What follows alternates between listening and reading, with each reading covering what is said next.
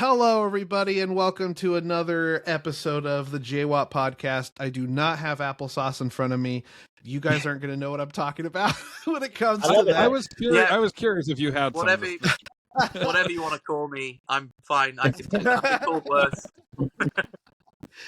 We are really excited. This is a very special episode of the J-WAT podcast because we have some incredibly fun guests. We've been talking a lot about Panic Fest the last couple weeks, and now we have some people that we met, well, at least one that we've met, and then one we've met just now, so we're really excited to dive into that. But with me, as always, is Tim Drake. Hello, Yes. Tim. Isn't How it are kind you? of crazy to think that they're actually calling us from the future?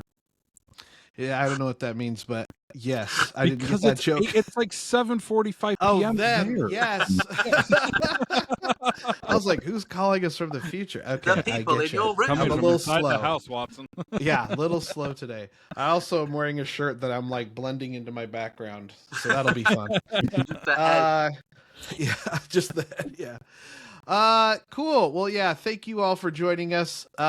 We are here with the filmmakers of probably one of my favorite films. I mean, I'm a big comedy guy, obviously, and so, but they did such a good job of that balance. But we are here with the filmmakers of Loner.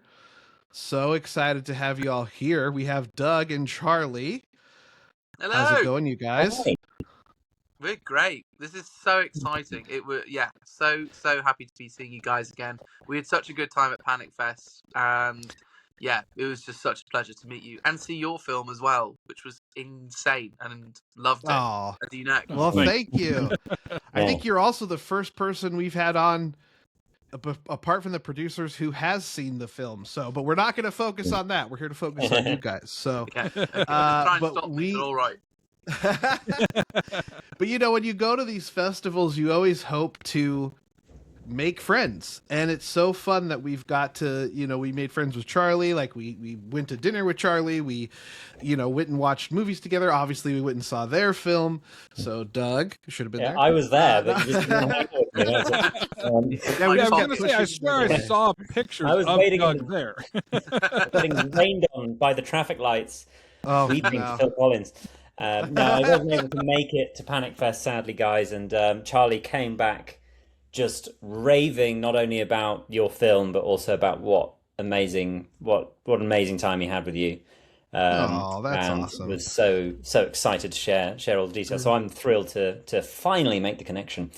Yes, absolutely. So let's kind of start with the audience, to kind of tell them about, because I imagine some of our audience hasn't seen. I mean, we've been also reposting your guys' stuff because we hope that other people will see it.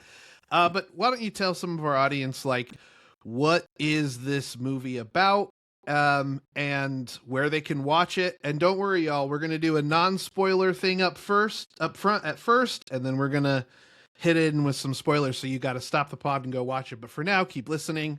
Yeah, tell us, what is Loner about?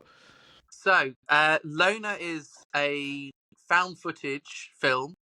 It's our debut feature, and it's a folk horror with a lot of dark comedy thrown in as well. And it's basically about a young man called Angus, played by me because I have far too much time, and he essentially wins a giveaway to go on a wilderness retreat, a sort of a tech and society detox run by this very mysterious company called Anonymous Retreats. And whilst he's at this incredibly bougie flat pack cabin in the British wilderness, it becomes quite clear that he isn't actually all on his own. And there is a presence that becomes more and more terrifying throughout the film. And all of his attempts to escape do not go to plan. And in the end, I won't go into the end. We'll save that for part 2. We will.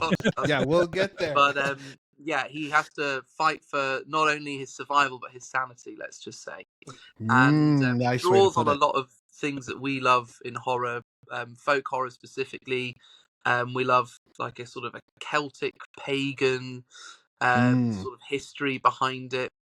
It's set in some really cool places around England that have actual ancient roots in its history and its pagan mythology.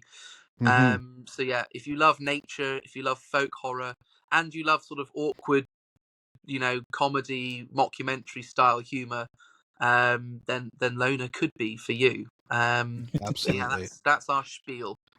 I'm willing to bet it is for you if you're listening to this. So, I Doug, mean, anything? you talk about all those locations too. I mean, it's like a horror comedy set to like the most perfect screensaver. Like, like it is so beautiful and calming that when just like the horror elements come in, like you're just so peacefully just joining Angus at the campfire, so or just joining him on these walks, and then Yeah, just like, that's right, something terrible is happening. have you been reading our pitch deck, Tim? That was you really were going for a screensaver. I think that's. I'm so pleased to hear you say that because I think so this is Charlie and I co-directed it. It's Charlie's script and incredible performance that make the film. But I think the thing when I first, the idea was first plopped into my inbox. I think the thing that felt so exciting about it was the kind of angle that we've got, which is not only is the Angus character a kind of vlogger, but he is also a jobbing videographer and cinematographer who has all this great equipment and stuff. So there's an element of having our cake and eating it too, in terms of doing a found footage film, but it's not all shaky hand cam, which is great as a tool, but you don't want to kind of end up boxing yourself in there. But I think that was so central to the whole conception of the film was the beauty of the English countryside and outback in Australia. Yes. And the kind of the dissonance between the horror that happens in that beautiful space and the lovely serene vistas that he's gone there to capture in these incredible remote locations. So that was something that was really exciting, and at the heart of it from the off was getting that contrast between the beauty and the ugliness. So glad you felt that, Tim. And we can arrange a screensaver to go out emotionally for the film, maybe. See, I already made it. It's right as Charlie's out there in his boxers, looking around, and you got that great English countryside. That's my screensaver on everything now. Yeah, that's just a weekend for Charles, isn't it? I'm doing it now. Go ahead. I said I'm doing it now. Carry on. Yes. Just ignore it. I love that it's this folk horror. I feel like that's becoming really quickly one of my favorite genres, and I've watched a lot of like folk horror and things like that, but like I just love the lore that it brings along with it. Tell me a little bit about how did you, again, we'll go into more spoilers later, but how did you find the story and how did you tailor Angus's journey through that? How did you lay that out for the audience to see? It's a very good question. We were having some debates as to how to visually tell the story and whether the film should start off very vloggery and very very sort of polished, and then as the film gets on, it sort of descends. But actually, we really, I think, cracked it when we discussed how is the story being told and it being told objectively. Because like the question is with all found footage films, how was this made? How did we retrieve this footage? And we can dive into more of that later on in the chat. But basically, the way that we managed to do that lent us an air of objectivity. So we really wanted to tell the story with this very like impartial, like deadpan sort of presentation of Angus, and you see him warts and all in all of his silliness and his charm, but also lots of stuff that he didn't want to include, and you begin to see him kind of unravel that way and stay consistent throughout the film. In terms of the actual story of how that came about, well, Doug and I have been writing feature scripts for a while, and trying to get various things off the ground, and always running into that thorny issue of cash and just not having enough of it, not being able to There get you go. any of it.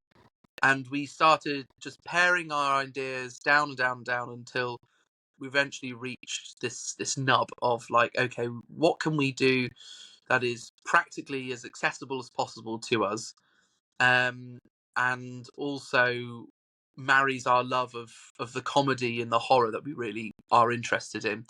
And we are big found footage fans. Like, we love Blair Witch, and we're hugely inspired by Creep.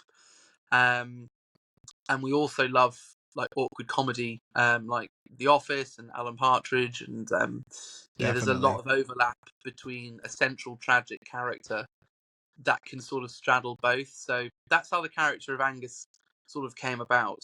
And then I think we really were drawn to doing something folk inspired, but we hadn't really seen much of the British wilderness portrayed on screen like it is in amazing North American horror.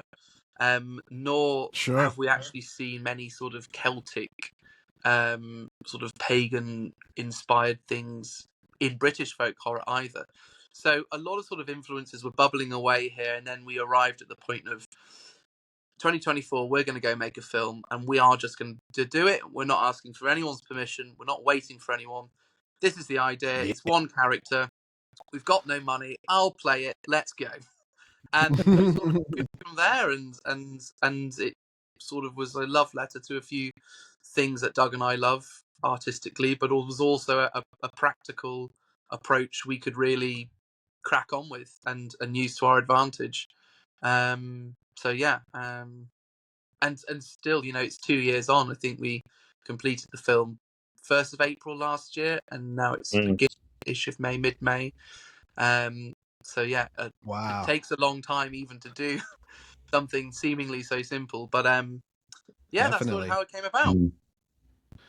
Man, that's epic. It's so cool, and that's a big thing that we talk about here on the podcast. Like we mentioned before, we have a lot of like first time filmmakers, or even filmmakers who are just getting started or haven't even picked up a camera quite yet. And so your guys' story is very interesting. And Doug, I'd love to hear, as the co-director, like what were sort of your like prime responsibilities? I mean, I imagined it had to do a lot with while Charlie was heavily in front of the camera. And yeah, we'd love to hear more about your role as co-director. Well, I think you've hit the nail on the head there. I mean, it's everything Charlie and I do is just incredibly collaborative to the point of creepy telepathy. But I think that was the thing. I mean, it was such a realized idea in terms of the script and where it's going with it. So Charlie is an absolute whirlwind at the keyboard, and he just shot out a first draft in a ridiculously short period of time. And then, I mean, in terms of the actual production, I think Charlie started writing it on the 1st of January 2024, and we were shooting the first scenes at the end of May 2024 and shooting most of it in literally less than a 6-month script to location, script to principal photography. So and that's an indication of just what a machine Charlie is. So once that first draft came in, I sort of read it, jaw on the floor, drooling all over my feet, and then I thought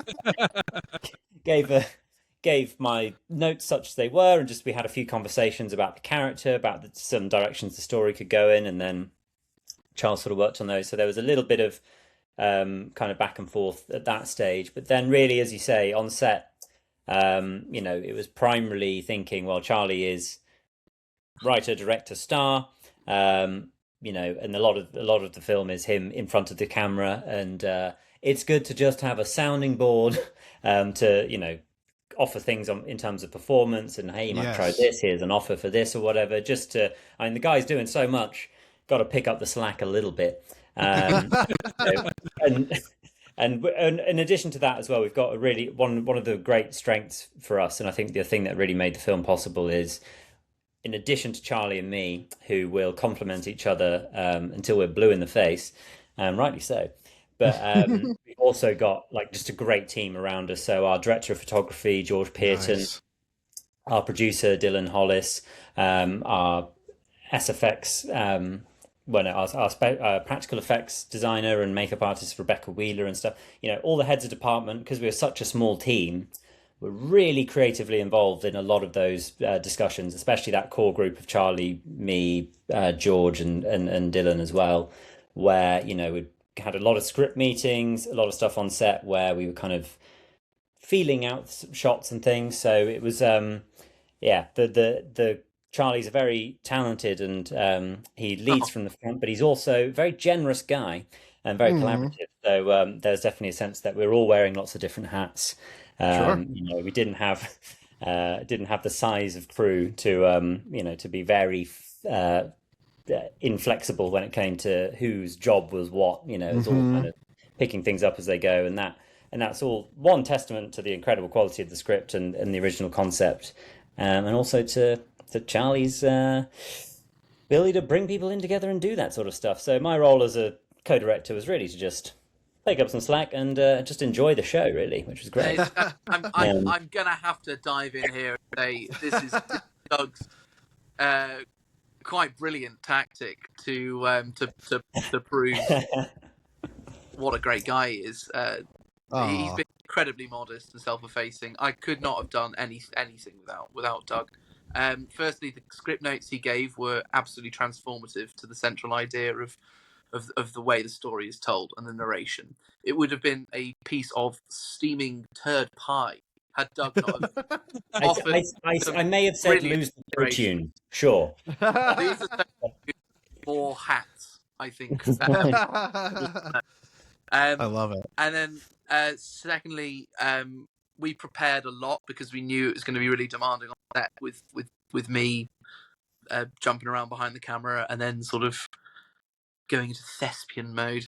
So we really sat next to each other and made sure we knew the film backwards and front, and also we did a lot of prop making, and we're really involved in the design of the film. We didn't have a production designer. Doug was, bless him, of evenings trying to make the perfect sort of fake organs in his kitchen at home, and so we were really in it together.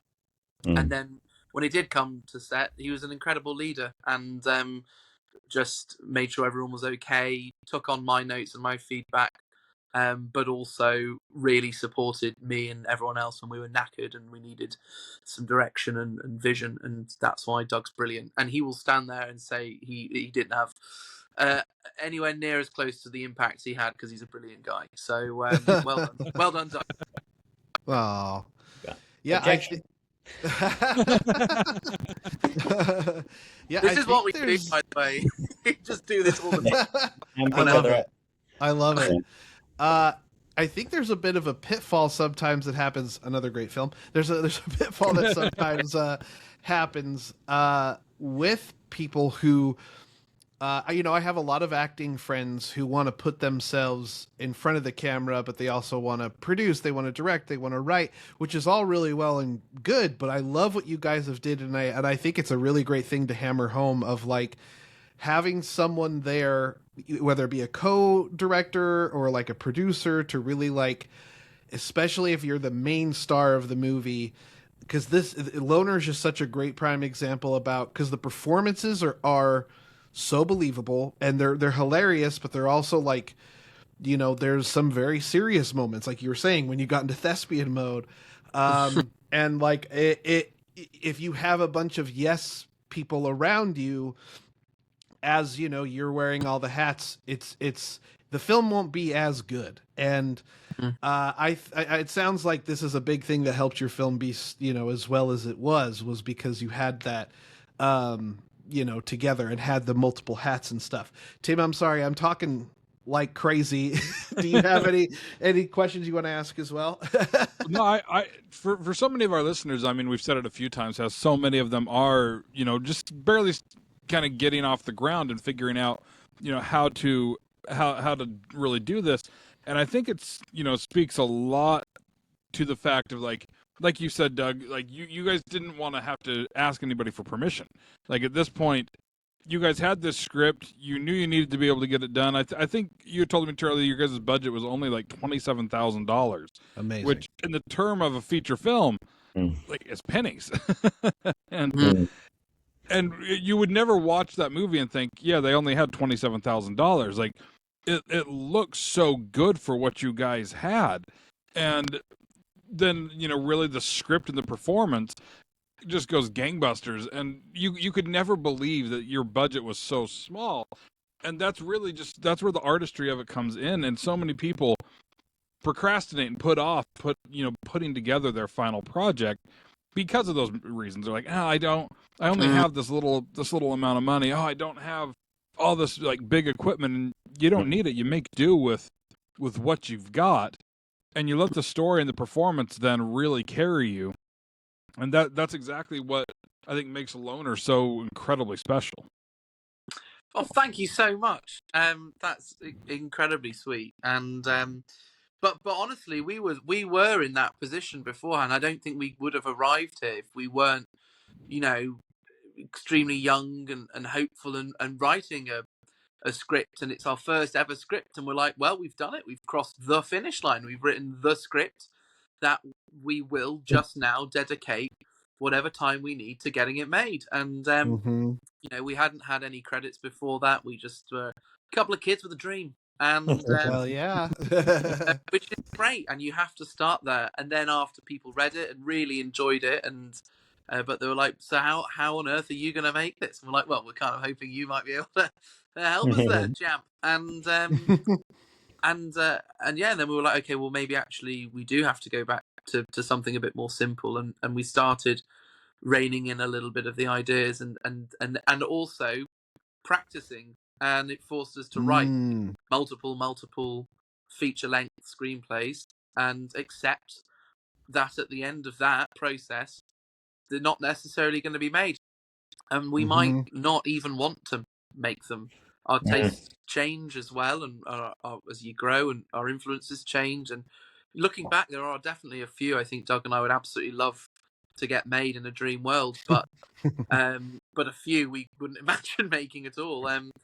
So you do have to start there and find your voice and practice a lot before you arrive at a place of pure simplicity, I think, and that's sort of what attracted us to this idea. And yeah, we're very lucky also that we had throughout that process made great friends in the film world. Amazing. Other people our age who, a DP who went to school with Doug, who's great. George, he worked with us filming little sketches that we put on YouTube and things, and he was making his bread and butter, doing like commercials, but he was brilliant at short films and documentaries, and he was dying to sink his teeth into a feature. Bam, right, you're our DP. Who's next? The producer you meet on a commercial, who's done music videos and worked, in as a runner on sitcoms. He gets comedy, he gets darkness. He's a huge SCP nerd and loves horror, Nice. and he really wants to make a feature. Bam, okay, you're done. Who's next? And then we start just making friends and picking up people and remembering them. So when the time comes, we're like, okay, we have the ultimate Avengers here. And this is the chance to bring all of our mates together for a moment of glory. So yeah, I'm whittering and I can't remember the beginning of my point, but I think it's all like Loner, for as short a time as we're gloating we've made it. It has actually been off the back of about 10 years of Doug and I working together, sure. doing sketches, making friends, learning about what to write and what to leave out. And I don't think we could have made it any earlier, to be honest. Well, if 10 years ago Charlie and I had been like, all right, well, we'll go make a found footage horror movie in the woods. I don't think it's an insult to either of us to say it would have been crap. I think there's there's the maxim. I can't remember who said it, but there's this idea of if you want to be a filmmaker, take your friends into the woods and cut them up. I can't remember who said That's but, great. just following that Evil Dead model and through to Blair Witch and everything. And there is a sense Yeah. of, we're working within a medium and a subgenre that is very, very friendly for, people who just pick up a phone and run out and do it or whatever, which is Hmm. great. We celebrate that, obviously, and that's how we started with our sketches and shorts and stuff. But I think what's been part of maybe why Loner has connected with audiences in the way it has and had some of the reception that it's had and turned out the way we're so pleased with it has been working in that medium, but with 10 years worth of maturity in the baked into the process of making it, not making Yeah.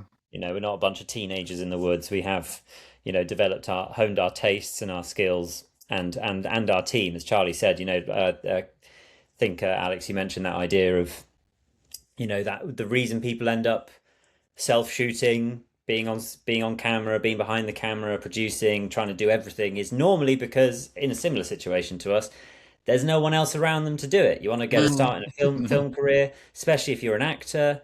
First and foremost, like the whole auditioning process, the whole agents process, Oh, you are sitting on the pavement, wrapping a newspaper around yourself, trying to wait for some crumb of opportunity. And so obviously people in that situation think, well, I'll make my own movie, yeah. which is amazing. But you need the people around you, you need the sort of Yes. the team, so Mm. that you're not sort of screaming at a bunch of non-equity crew who you're paying 50p an hour, and you've only just met them because you found them on a Uh-huh. Facebook group.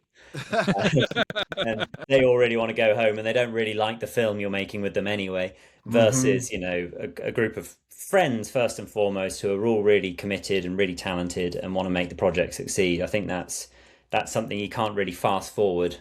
You have Yeah. to kind of go Yeah. through it to get to that point.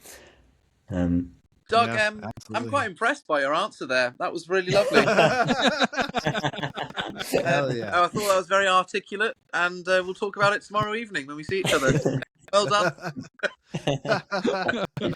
I love it. I want to talk about, we kind of danced around the found footage aspect, but what I love about Loner is that, sometimes with found footage, it's like one camera and it's all we get, which is fine. It does work in some cases, but I love what you guys did where, Angus has his main camera, but then he also has a camera that's like attached to a tree. He also has one that's attached to the place he's staying at. That's kind of like a cool, almost like a camera, like a CCTV camera pointed at him, which all have moments that tell, certain parts of the story.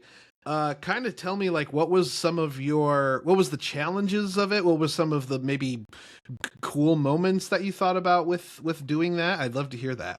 Oh yeah, definitely. Another camera to throw in there, which is again points to how tight we were with budget, was a small drone, a great drone. Oh, that's right. Yeah, the drone was great. which I only have because I won it in a raffle, and Oh, I that's would awesome. not have been able. I would not have been able to use any sort of aerial shots for the film if I hadn't have literally just picked that number at a raffle. So Amazing. that's how close Yeah. we're flying to the wind There's here. one other camera as well, actually, before you answer this question, Charlie, Yes. that does deserve an honourable mention, and that is Axcam, Axcam, yes. which is the most arbitrary Oh, yes, and yes, beloved moment Axcam. where Angus Yes. has strapped a GoPro to his axe while he's To chopping his wood, axe, which is so cool. which I love was it. just fun. There were some deleted scenes with Axcam that got very silly. Ah, Yeah. With the less tenure Like- mature stuff. There's amazing. so much ridiculous. So yeah, well, again, as Doug was saying before, we didn't want it to be limited to just handheld. And again, as Doug said, having Angus as a videographer was very handy to be able to make some more composed shots and justify kit that he had to tell his story in a sort of a found footage film, but in a more modern way. But also, it was important to us that he is a videographer because one of the themes of the film is all about portrayal and identifying yourself externally as well. And this character is not really a part of presenting or acting. He's not a natural sort of leader on screen character. So he does come from a world of maybe recording other people, and now he's throwing himself into there. And this ring of cameras he's put up to capture, any moment that might occur, then becomes like a strange panopticon prison of sort of capturing his worst moments. That's a great way to put One it. really awesome moment that happened, which was a complete accident actually, is one of the GoPros in a bit of a intense confrontation scene at the cabin. I won't go into too many details, but essentially during a very physical moment on camera, the GoPro over the door just falls down and it just slowly dips down. Yeah. In shadow in torchlight. I would love to say that was completely deliberate, but that was a amazing. Total Oh, that's awesome. That's incredible. Oh, it was honest, and we nearly left it out. Yeah. We were in doing picture lock with our amazing editor Jon, who is, by the way, such an awesome dude. He were putting that scene together, and he was looking through the dailies, and he was like, "Oh my god, what's this incredible like Nosferatu image of a shadow twisted in torchlight and it looking square down on the floor?" And we're like, "I don't know." He's like, "You don't reckon it's recording this?" And we're like, "No, not really. It looks pretty good. We'll say we really meant to do it, and it was a complete accident. The camera just flipped down and just fell to that position." So we were very much open to happy accidents like that, which was really great and totally freak. But yeah, that was a good moment for me. What about you, Doug? Yeah, I mean, if I could travel in time, like I could go to one period in history. Some people would go back and kill Hitler. Some would, go meet Julius Caesar. I would go back to that night shoot and tell the crew, "Don't worry, guys, you got it. We don't have to reshoot this scene. That wasn't a mistake. That was going to end up in the can."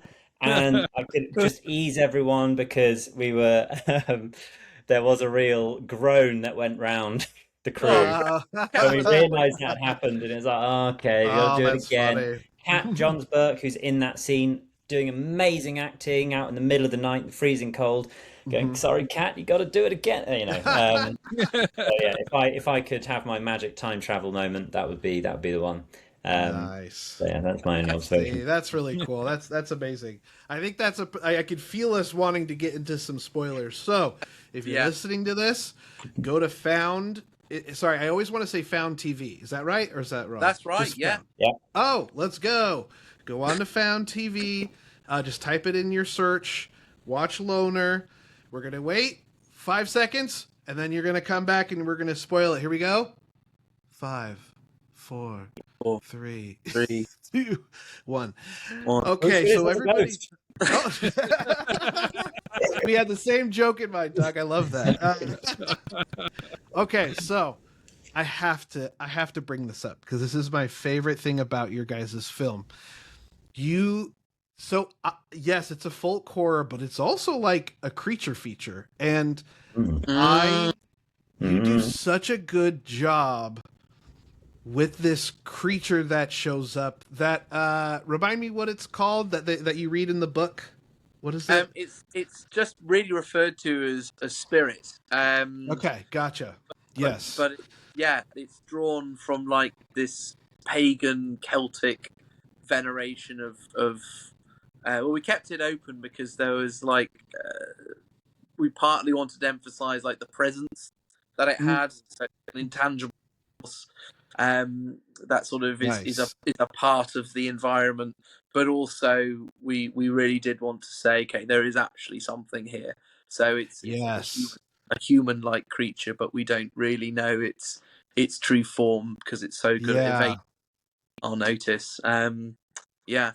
Yeah, so cool. The two big moments that are that are stuck in my head is, I think it's actually pretty early on in the film where you see like the hand move from behind the trunk. Yeah. Is that right? Of like the tree. Mm. And then like you're like, "Oh, who's there?" And then you go and look and nobody's there. And then the second part is the breath that happens on the like when you're stuck in the house, which is really cool house.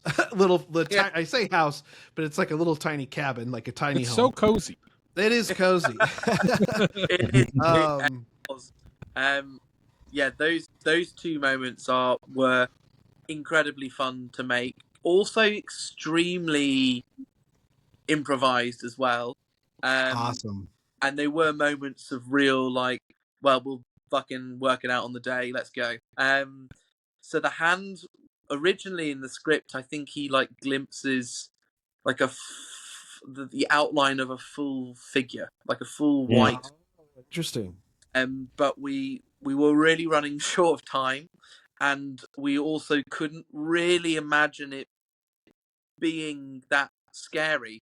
So we were like, we were gonna take our producer Dylan and lather him up in white paint.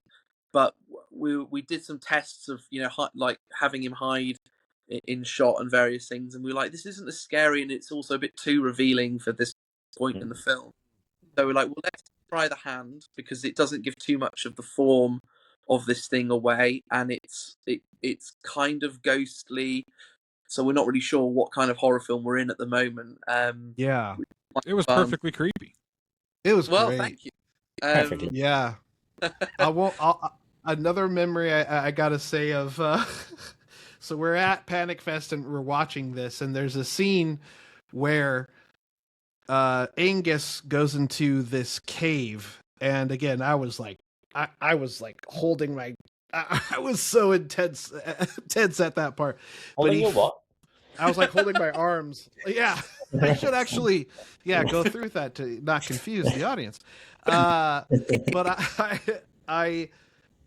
he reaches down and like picks up or sees, I can't remember, a bunch of teeth. And one of our executive producers was sitting next to me, and she is so into the movie that she just blurts out, "That's a lot of teeth," just in the middle of the like. And I was like, I remember "Oh that. boy."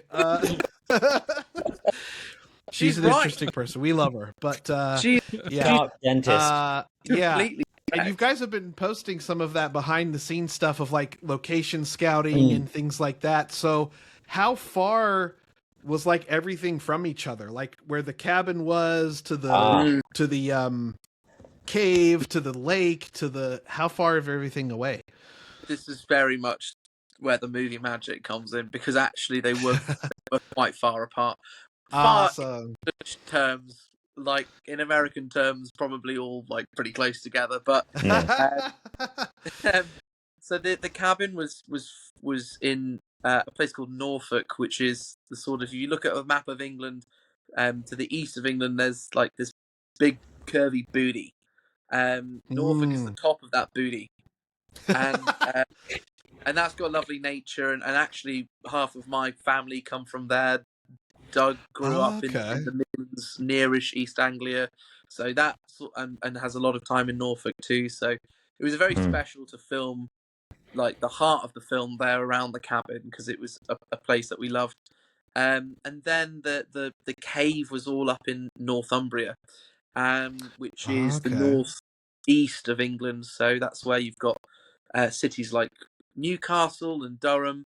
That's up that area, and it's extremely wild, and it has incredible forests and hills and mountains and things.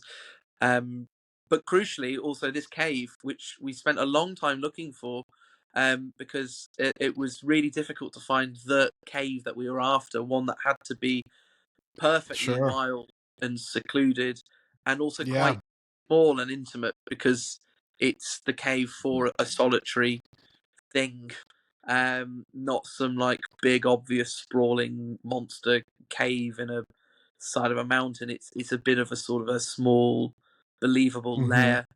So finding that was a real adventure, really, because Doug and I Sure. found this cave after a lot of researching, and we realised that there was no route to it. There was no direct road or path to it. It Oh was yeah. just like, here's a sort of a big hill in a forest. It's in the side of it. We've got like a picture of a map. There's a road a couple of kilometres away. So we Wow. just parked up, put our car in like the outskirts of this forest. The craziest thing is that we didn't even get a ticket, and we went on foot. You literally did the journey of Angus to find that's what I this was just thinking. cave. Hold off. We literally do not learn anything about what we do. Yeah. No There's a wrong. third co-director died on the recce. Oh, okay. Yeah. There you go. That's a real spoiler. Like, why does this feel so meta right now? Because they're completely clueless. Amazing. But so yeah, we went on a big hike together, which was really fun, and we were sort of like navigating our way through the woods. And of course, I'm sure there will be locals who'll be like, "Well, it's incredibly easy, and this is the path you take, and it's just right there. And why are you idiots?" And the answer is we don't know why.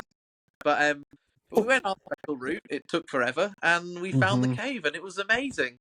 Awesome. And there was a little smaller cave just below it, which also served as like actually a better interior than the original cave. So we were able to use both of those. Oh, okay, that's cool. Which was really handy. But yeah, we went and did a lot of recceing ourselves. We researched the places, drove to them, got in the cave, and made sure it was workable and would it work. We whenever we saw something, we made sure to go and see it in the flesh, because we had to make sure it was authentic and it was right. Yeah.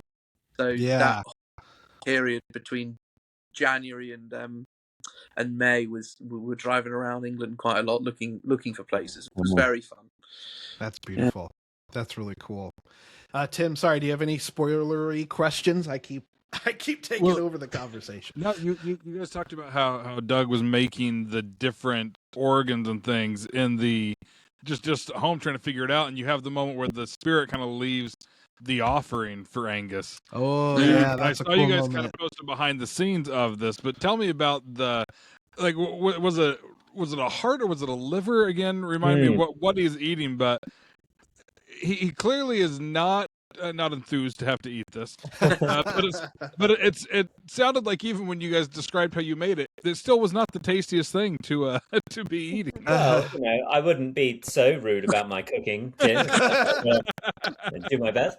And that's the organ itself that you mentioned. The mold is officially for a heart. And it's I think I ended up using it's like a novelty ice cube mold. And that was the idea. So slip that in your drink. But I think in the film it was quite useful that it was quite ambiguous, that it was just a sort of lumpen, glistening mass of clearly some offal. So it was a little bit ambiguous as to what creature it might have come from. Is it a human organ? Is it an animal's organ? So that was a handy thing from that design point of view. I'll get into the brass tacks of how we made it. So we're talking gelatin, guys. We're talking food coloring. Yes. The test kitchen also did involve elements of treacle or molasses even, which didn't come out so well. But the crucial thing is it got very sticky. But the full credit to Rebecca Wheeler, our practical effects and prosthetics artist and makeup artist, who came up with literally the secret ingredient, where she said, cook some chicken and then tear it up, because I was making all these gelatin things with food coloring, and they're all a little bit too smooth, a little bit too translucent. So again, filmmakers listening, if you ever need to make an edible organ, then so a bit of gelatin and food coloring, and then that cooked chicken to give it a nice vascular meaty quality to suggest those sort of tendons running through it. And then some edible fake blood, which Rebecca had, and we didn't ask why. And Just she puts it over her popcorn, you know. That's a screening idea. I love that. There you go. But Charles is the one who has to tell us how it tasted. That's true. It was delicious. I loved it. Wow. I actually strangely did enjoy it, which is not an indictment of the quality of catering on set. But yeah, it was sweet. It was having a great big sweetie, but you've just got a little bit of chicken stuck in your teeth.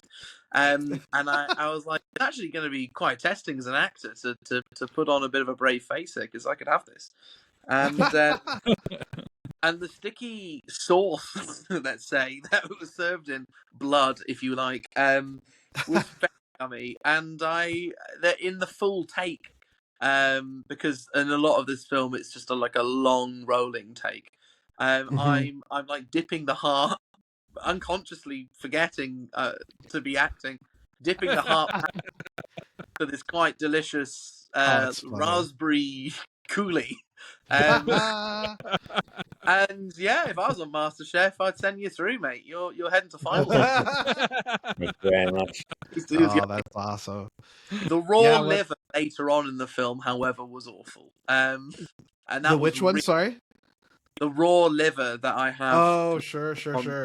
That was absolutely disgusting, and the cut in that film is as far as I could possibly go before I literally start spitting it out and retching, and I'm about to throw up. So that was something else. So next time I'll ask Doug to make me liver as well. I mean, just as a quick excuse to compliment Charlie again, it's a testament to his bravery and his willingness to suffer for his art. That initially, when we first had a production meeting saying, how are we going to do this scene where he like eats a whole heart? Charlie was just like, go to a butcher, get a heart, I'll eat it. He's like, I can do it. And, you know, that was great. Quick WebMD for insurance and making sure that we could film the rest of the film. It was decided that we'd open up the test kitchen. Yeah. But I mean, testament to the guy just committing 100%. If we'd asked him, he would have swallowed the whole raw liver, I think. Yeah, no, I'm glad we did some research towards help. I can see Doug Googling, will Charlie die? Yeah,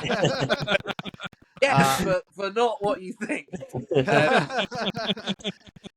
I do have to tell a quick little story on our end. On our first feature film, which was called Bundy Manor, which is about a guy who makes a extreme haunted house where he's like actually kidnapping people and killing them. And there's a scene where we're just seeing a montage of him torturing a bunch of people. And we got to the point where we tortured all of our extras. And so we were like, crap, we have this one other gag. We don't have anybody. So I was like, okay, I'll be tortured. I've been torturing people all day. I'll be the one who gets tortured. So the scene is I have duct tape all over my face and I throw up because this is from an actual thing that happened in there.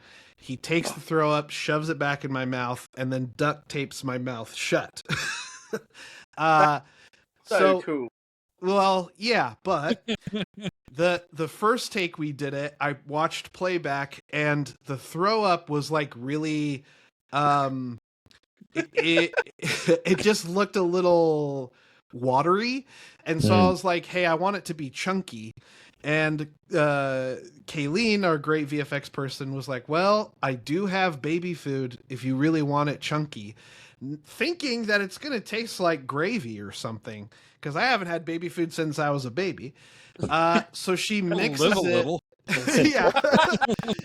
So she mixes it with baby food, and on the next take, not only when I put it in my mouth was it the grossest thing ever, I pretended to throw it up. He puts it back in my mouth. They duct tape me, but they duct taped me so bad that it covered my mouth and my nose. Oh, so I couldn't breathe. and I was, didn't think about like a safe word or something. So my arms are being like held by rope, and I'm just like, and then everyone's like, wow, he's doing pretty good. of like struggling. Anyways, but they got it out, and I, spit it out, and it was fine. But and it did make it into the movie, funny enough. But you're leaving out the inverse of this. Is he did swallow some of it.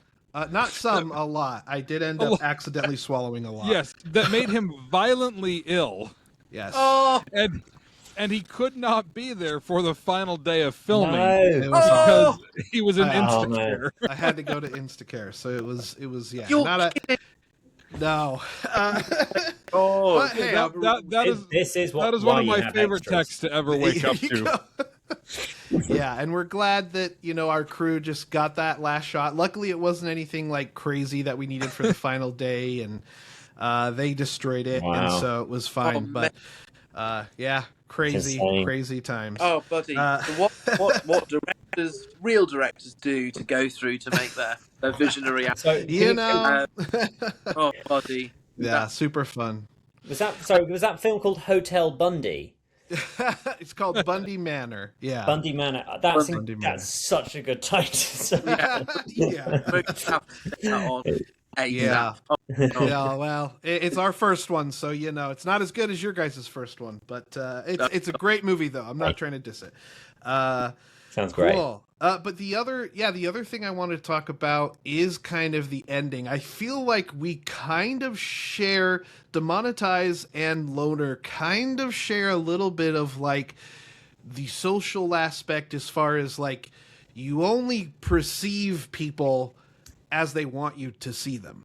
And you guys do such a cool thing at the end where when you reveal that Angus hasn't been entirely honest, even with but like, himself, really.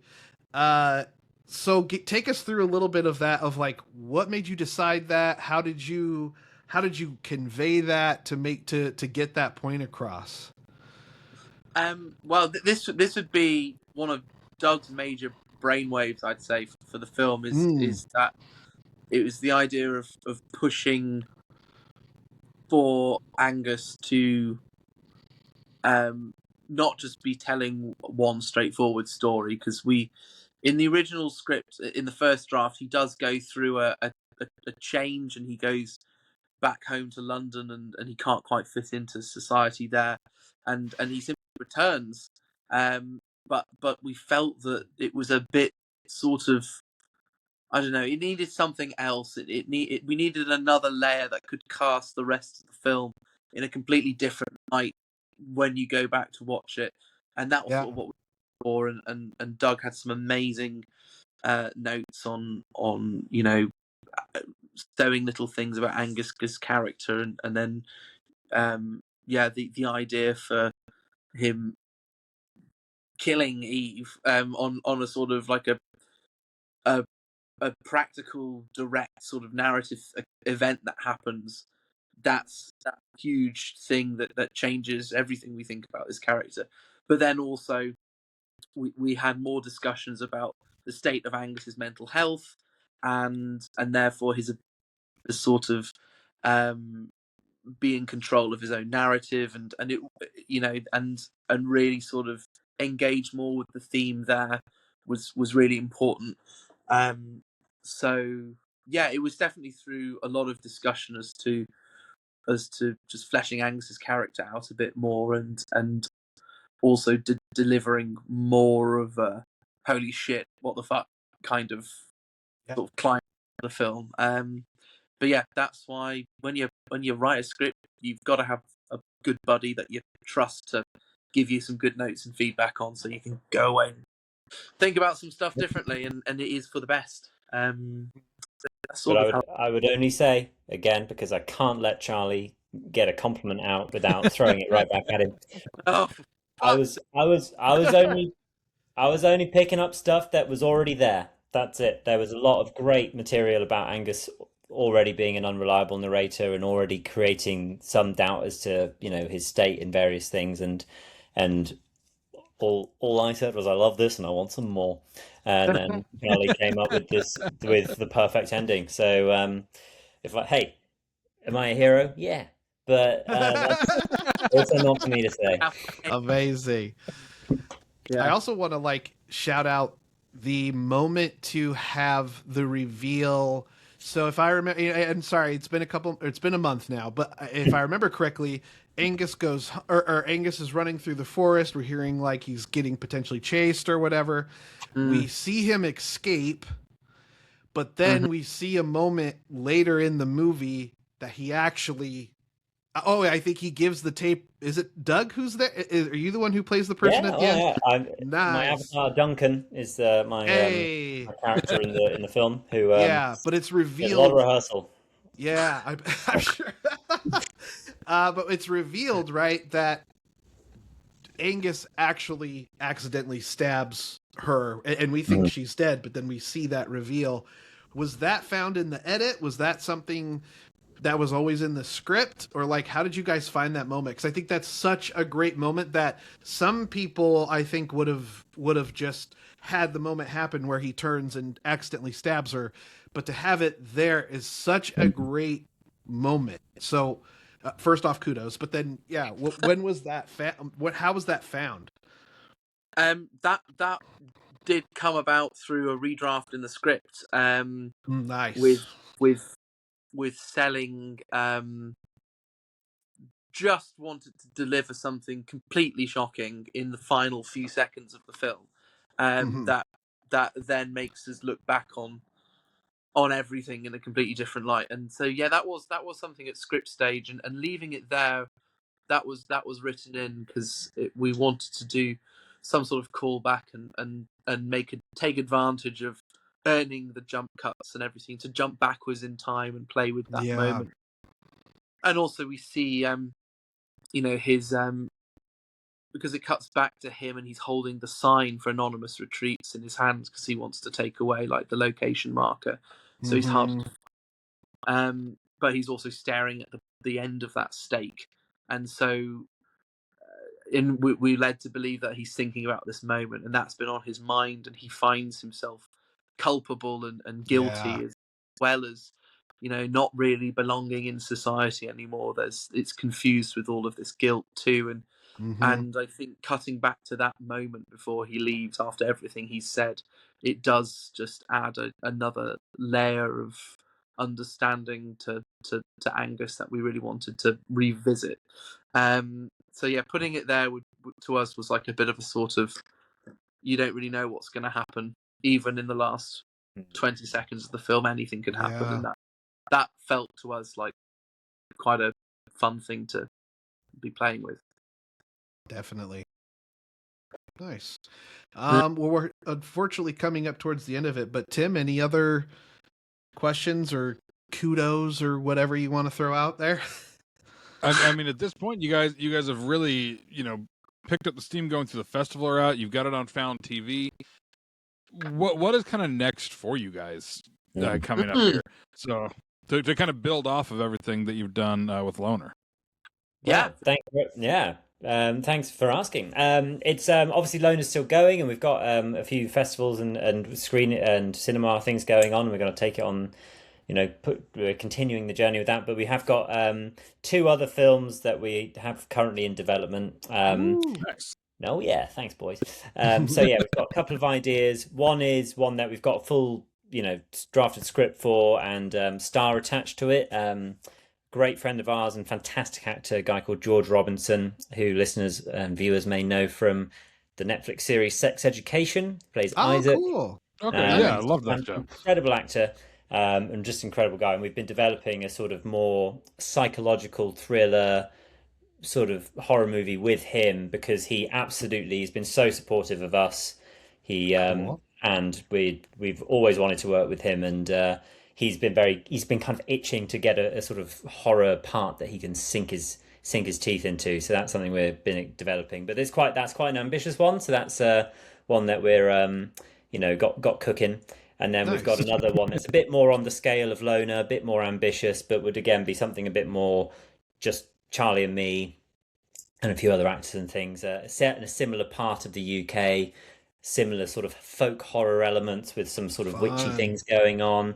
Ooh. But yeah, a bit more of a not realistic, bit more of a manageable scale for it. So we're very excited. We're currently writing that. So in the Cool. process of putting that together. So watch this space. And it's but going to not be too lovely closely. acting with Doug again, because the last time we acted together, we were doing sketches and literally playing with the camera in our flat in London, Mhm. and then Yeah. before that, lots of stage stuff together. But this will be our first feature film as the leads, and Yeah. it Cool. will be where our natural sort of chemistry and all of our comedy silliness will be able to come out through, but set in the backdrop of a really, really gnarly, witchy folk horror film as well, which we're very Fun. so yeah, we're working on that at the moment, cooking up some bits. Nice. So yeah, that's where we're That's up to. awesome. Nice. So where can our audience where can our audience Yo. find you guys? You mentioned, keep an eye. Where can we follow you?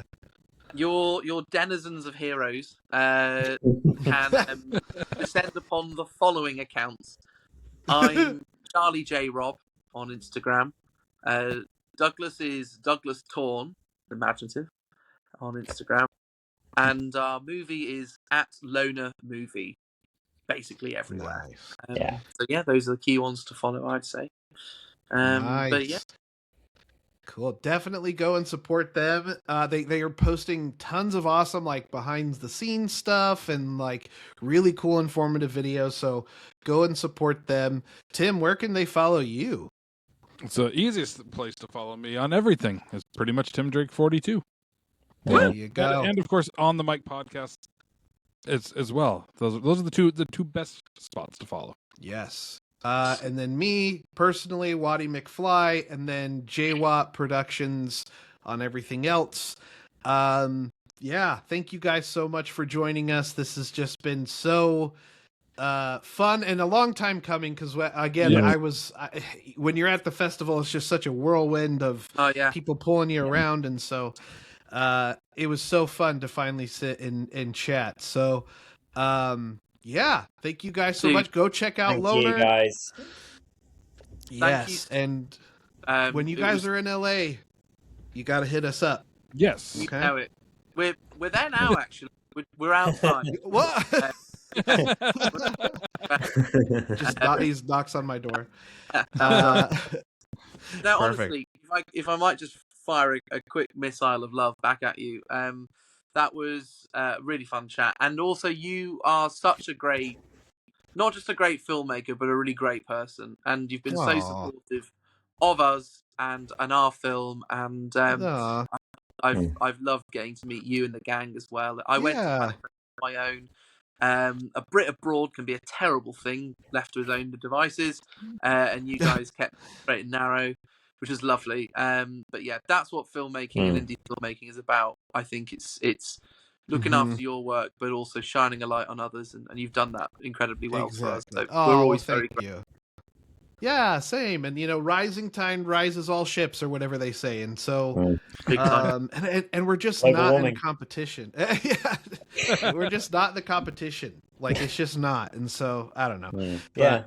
All right, everyone. Well, thank you so much for listening, and we'll catch you next time. Bye. Bye. Bye. Bye.